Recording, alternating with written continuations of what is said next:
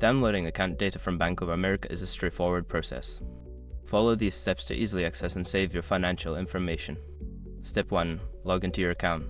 Visit the Bank of America website and enter your online banking credentials to log into your account. Make sure you have your username and password ready. Step 2. Navigate to account information. Once logged in, locate the Accounts tab on the main dashboard. Click on it to view your account details and transaction history. Step 3. Select the account. Choose the specific account from which you want to download data. This could be a checking, savings, or credit card account. Click on the account name to access its details. Step 4. Find the download option. Look for an option labeled Download or Export within the account details page. This is typically found near your transaction history or account statements. Step 5. Choose the format and download.